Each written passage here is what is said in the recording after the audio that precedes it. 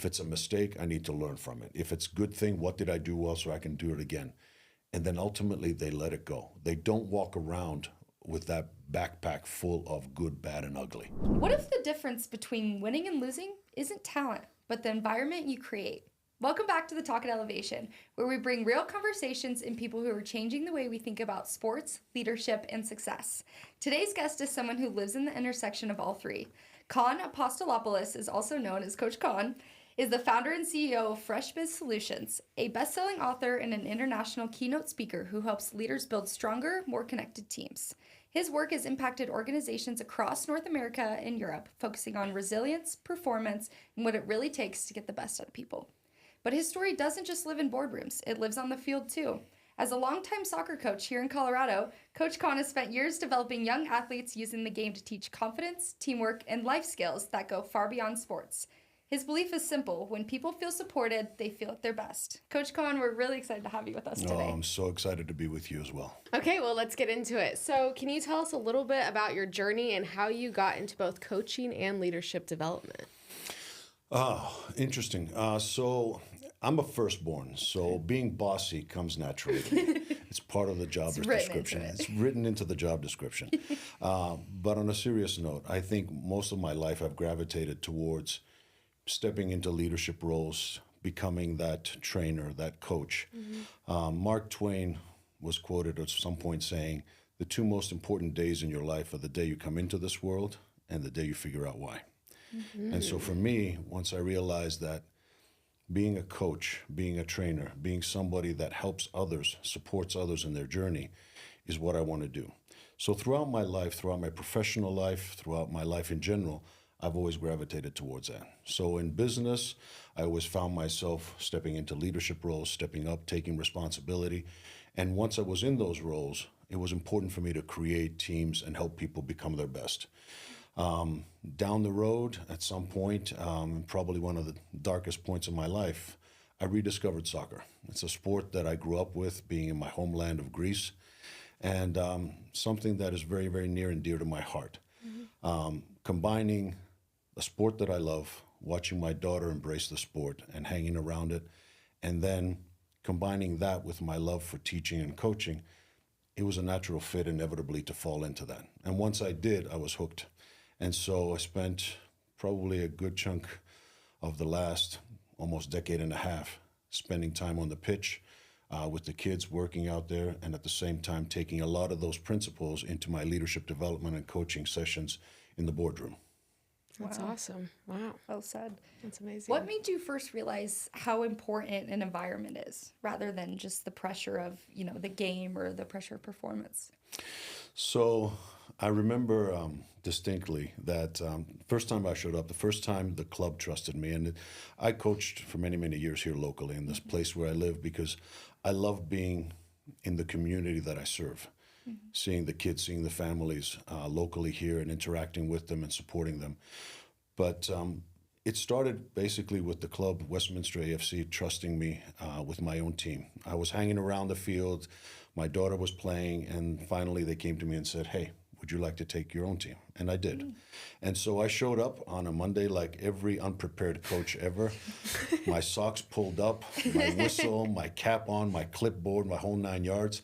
And with my background of being bossy in business, being bossy in life, and being a drill sergeant in the military, I approached it from that same standpoint. Now, when 10-year-old girls show up to practice, it's a very different thing.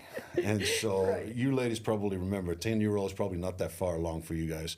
And so at some point, you realize that 10-year-old girls show up, and all they want to do is have fun. Right. They just want to play. Well, here's big bad coach, yelling, screaming, whistling, all that stuff. My best laid plans went by the wayside.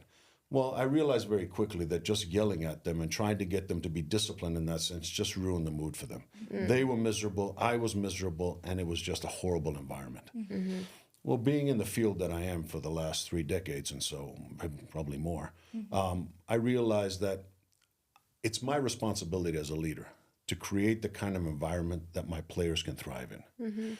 So I quickly took a lot of the work that I do with corporates, envisioning, goal setting, performance reviews, feedback sessions, all of the tools that I use in a corporate environment, and started simply with the girls. I sat them down and I said, what do you want to accomplish this year?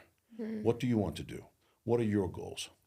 And then how can we help you achieve your goals? And by extension, how can you help the team? And once we set our goals and once we understood each other, then it was my job to create an environment. And being able to create a more positive environment was very, very important to me because I saw how well it worked in work. So taking it to the kids, you know, we would show up at practice and I would say, hey, Kate, I love the way you're dribbling that ball. Your head's up. I can see your smiling face. You're scanning the field. I love it. Well, Mary would listen to that. And all of a sudden she says, I want some of that. Yeah. And so that positive reinforcement, looking at focusing on what I wanted them to do rather than what I didn't want them to do, started really creating a more positive environment. And at some point, I started treating them like champions, even though they were barely the third team. And so when you treat them like champions and you embrace that and you create the right environment, they start behaving like champions. And so our practices changed. And all of a sudden now they're having fun. I'm having fun. We're starting to win games and the environment has changed completely. And that is truly the power of showing up. I call it making Mondays work. And I didn't want them to think, you know, Sunday afternoon when they're sitting there with their friends and thinking, oh God, I have to go to practice on Monday with that crazy guy. I wanted them to want to show up. And true it was. I mean, you could see the kids, parents would park and they would bolt out of the car and run to the field because they wanted to be with their friends and wanted to be in that environment. And those are the same principles that I took now back to my corporate teams. And all of a sudden, making Mondays work makes sense even in a business environment because even adults understand that. That feeling that they have Sunday afternoon when they're sitting there with their family, relaxing, perhaps watching a sports event, thinking, I'm going to go into work tomorrow. What's that reaction you have? You want that to be a positive one. Right. But unfortunately, it's not always that way. But the truth is, leaders are the ones responsible. Same way in coaches, because coaches are the leaders on the field. Before we move on, let's talk about something every serious athlete needs to pay attention to, your digital footprint. Fan-Day Nation has just released a powerful new tool to help athletes make sure their social media profiles are fully optimized and recruit ready. Today, coaches aren't just evaluating game film, they're evaluating character, leadership, and maturity online. This resource gives you a step-by-step roadmap to clean up your profiles, highlight your strengths, and avoid common mistakes that can cost opportunities. If playing at the next level is your goal, don't leave your online presence to chance. Go check it out now at fandaynation.com. Very well said. What does a strong, positive team environment actually look like in practice? So in practice, first and foremost, there is an element of personal accountability. When you're in a high-performing team, everybody understands their role, everybody understands their responsibility towards themselves and their team. They don't need to be cajoled, they don't need to be threatened, they don't need to be pushed. They have that, it's an intrinsic feeling that they experience, and now they want to put their best foot forward. So that's a big part of it. Having clear goals gives kids direction, gives people direction in general, because they have a place to go that they know what they're shooting for. And at the same time, there is an ownership element. When you're trying to find your identity in a high-performing team, in any family, all of us from a young age strive to understand who we are and what matters to us. And so helping them find their identity, find their role, find their best position, then allows them to come into the team and have a place and belong. And then once they belong, then they want to get better. They want to achieve mastery. And so they want to get better at what they're doing and contribute even more. Why? Because it earns them that respect, not only as a team member, but as somebody who's a major contributor. Kids, like adults, they don't want to just consume. They want to contribute. They want to be part of things. And that's a big part of what we're trying to create in a high-performing team. Yeah, absolutely. That's so awesome. Talking about that, creating a human-centered workplace where, people enjoy each other's presence, how hard is that to, achieve overall? Well, here's the surprising thing. It's not easy. Why? Because you've got people involved. So it requires effort. If it's just was stuff, if I was moving furniture around, it would be one thing. But people have opinions, people have baggage, people have a history. So creating a human-centered environment means really putting in the effort as a leader to create an environment where, first and foremost, people feel valued. People feel appreciated for being there. And what does that mean? Well, you show people you value them by creating a safe space. Whether it's kids on a pitch or people in a workplace, you want to create an environment where people feel safe. Safe physically, safe emotionally, safe psychologically, to be able to express themselves, to say what they need to say, to alert you to different things. It means a place of respect where everybody is respected just because they're human beings, they're teammates. But they can also earn that extra respect by doing something else. They belong, they feel that sense of belonging, they're part of a team, you welcome them, and you don't just tolerate them, you create space for them. Gratitude. Gratitude is another way we show people that we value them. A thank you goes a long way. When you reinforce somebody's behavior in the right way, they want to give you more of that. And then ultimately, attention. As a coach and as on the pitch with the kids and a coach working with others, with adults and executives, being here, being present, having that eye contact, letting people know, I hear you, I see you, giving that attention, even if it's for 5 minutes, goes a long way. So feeling valued is a key part of that. Another one, like I mentioned earlier, is that people want to feel connected. We're tribal creatures.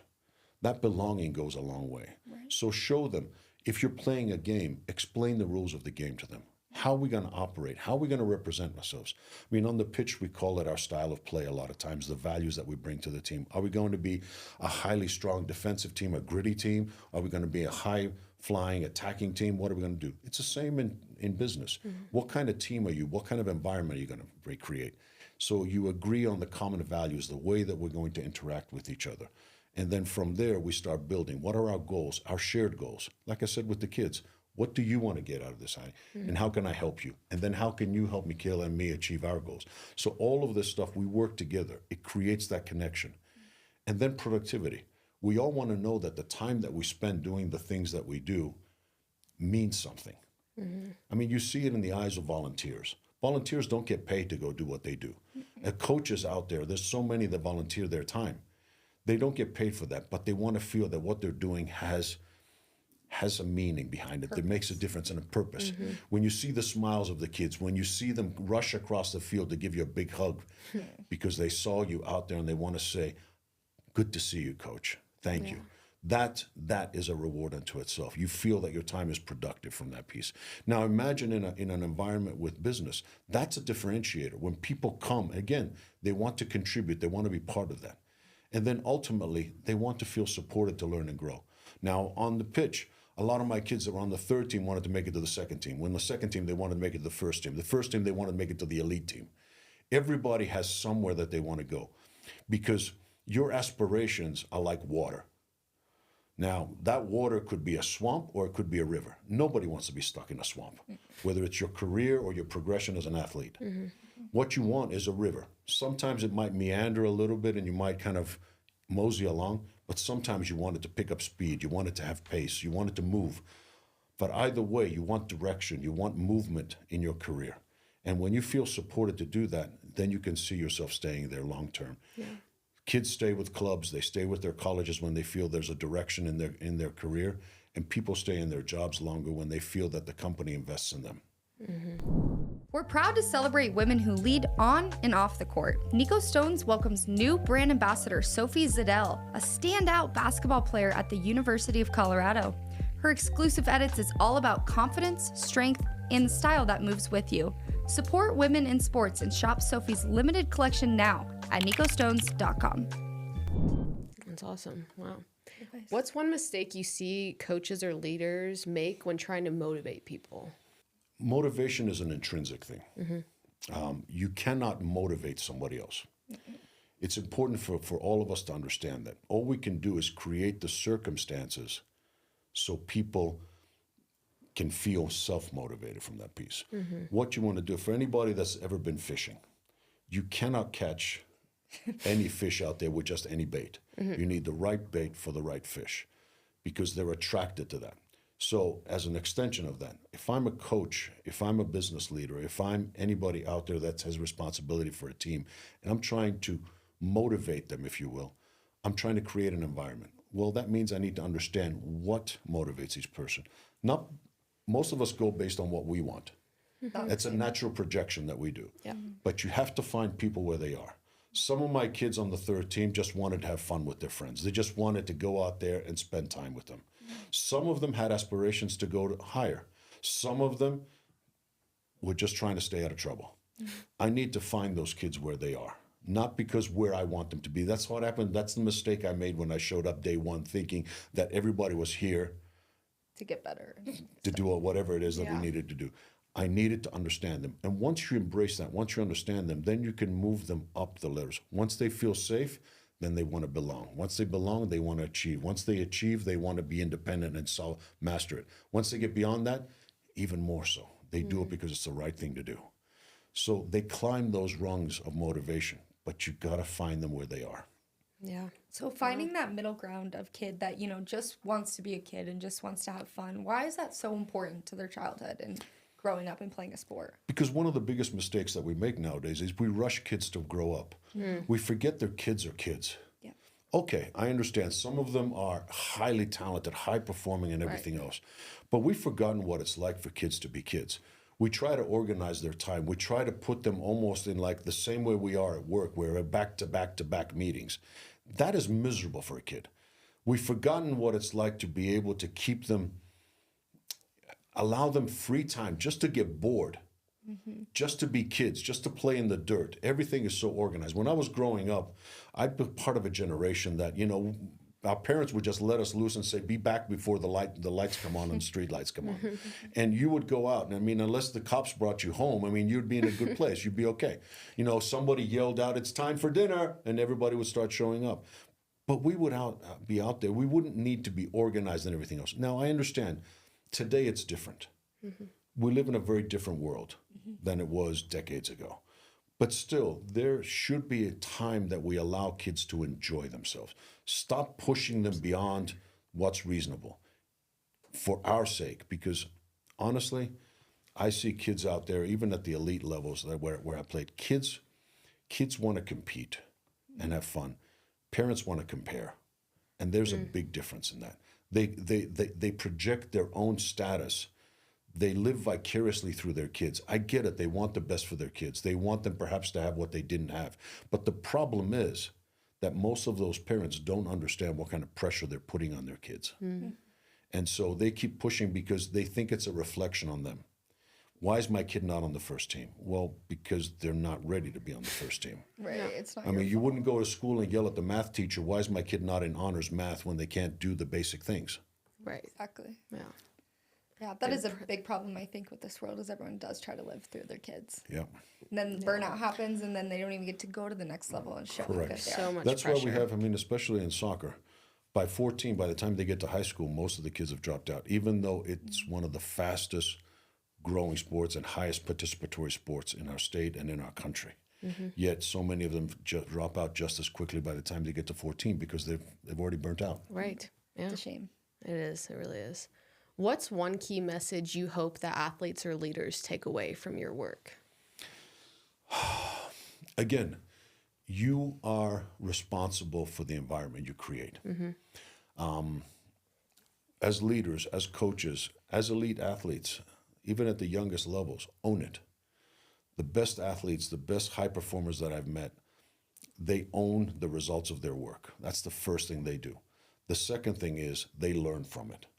If it's a mistake, I need to learn from it. If it's a good thing, what did I do well so I can do it again? And then ultimately they let it go. They don't walk around with that backpack full of good, bad, and ugly. It frees them up to be able to go forward. And stop looking beyond thinking that the grass is greener on the other side. The grass is not greener on the other side. The grass is greener where you water it. So water that grass, take care of your part, and everything else will fall into place. I like that. The grass is greener where you water it. Yeah, I haven't heard that. I've never heard that. I love it. I like that. So what are you working on next? What's next for life and coaching? So I'm still getting the message out. My last book that came out, The Engagement Blueprint, went #1 on Amazon. So I was very excited about that. And I've been sharing the message. But in many ways, I've evolved it. My first book was about resilience. It was during the COVID days and about how do we emotionally deal with crisis and change. And so combining those things along with my long-standing effort on performance, I've created a complete system, a comprehensive system, and it's called Making Mondays Work. And it's about really helping leaders create that environment, just like I did as a soccer coach on the field and just like I did as a leader in business, sharing that with other leaders. So I'm running around the country and the world, speaking about these things, writing about these things, sharing the message, and hopefully transforming workplaces, because all of us deserve to be in a better place. Nobody should be in a toxic environment. And so whether it's on the pitch or in the boardroom, we all deserve to be in a much better place. And that's my mission right now. Essentially taking the stories and the messages and the examples from the kids from the pitch to the boardroom. That's awesome. Can I ask you, what drives your ambition to do all this? In many ways, it's the feeling that I'm here to help, I'm here to serve. That's my drive, through coaching, through training, through all of those things. It's a big part of what I love to do. Again, I feel that we all have that need. It's funny you asked me that question. I was working with a coach of mine, a speaking coach, and she asked me a similar question about that drive, about why is this message so important to you? And I shared with her that when I was very, very young, I'm kind of the quintessential immigrant story. I'm first-generation immigrant here in the States. I came here 30 years ago. But although I grew up in Greece, my formative years, I was originally born in Australia to parents that were immigrants there. So I've seen the immigrant experience from many, many different places. I've lived and worked on 4 different continents. So I have that broad exposure to different things. And I know that there are better ways for us to do this. There are good ideas from one area that we can transplant somewhere else. That's why I called my company FreshBiz Solutions, because it takes ideas and refreshes them and presents them in a different light from that piece.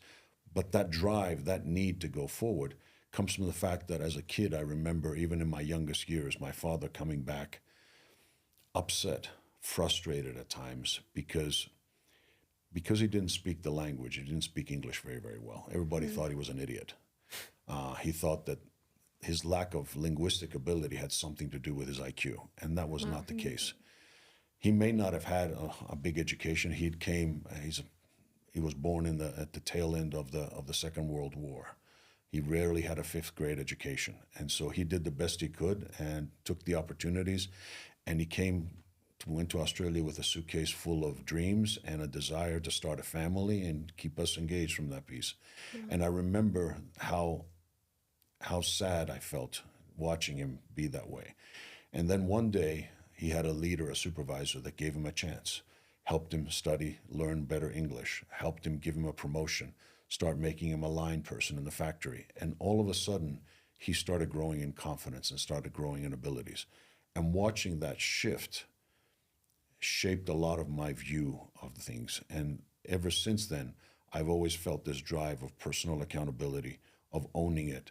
And if it's up to me, if it's going to happen, it's up to me. And so making it happen is a big part of that. So I've always tried, as a leader, as a person, as a role model, tried to be able to bring that to the people that I serve. That's amazing. Thank you for sharing that. Yeah, that was awesome. Well, our last question for you before we let you go is, what does it mean to you to be seen? Ooh, that's an interesting question. I think it goes back to the same thing we talked about, feeling valued. Feeling seen means truly taking the time to connect with me. I know that I feel seen when I feel heard, when I feel understood. And there's no greater yearning of the human heart. We all want to feel seen, understood, heard from that perspective. And when you know that somebody's paying attention to what you're saying, they're giving you their time, they're giving you their undivided attention. It's the nonverbals a lot of time. You see it in their body language. You see it how they're engaging with you. And in many ways, when they the simple words that they say back to you, either a paraphrasing, a summarizing, or I get it. And you can feel that connection, that rapport that you build, that unique connection with people. That's feeling seen, and we all need that. I mean, we are in an environment where there's an epidemic of loneliness, an epidemic of isolation. We need to create more connection, more community, and a lot of that happens through sports and the things that we do or the teams that we build at work. And we need to do more of that. Family, connection, the people that we surround ourselves with. we need more of that, because so many of the problems that we experience nowadays in our world come from that sense of loneliness and isolation. Absolutely. Couldn't agree more. Very good advice. I'm definitely going to take much of this. Yeah. For anyone watching right now, where can they find you? So 2 places that are pretty easy. For anybody with an internet connection, they can go to my website at FreshBiz Solutions.com, or they can find me online on LinkedIn. Normally, that's the social place where I hang out. I have newsletters. I have content that I post on this topic for anybody that's interested, and they can find me there under Coach Kon. And like I told you guys, I spell it with a K for a reason. Period. There you go. Well, Coach Kon, thank you so much for joining us and sharing your perspective. Your message about leadership and creating the right environment is something I know I can take, Michaela can take, and everyone can take with us. And then thank you, everyone, for tuning into the Talk at Elevation, and we'll see you guys next time. Thank you.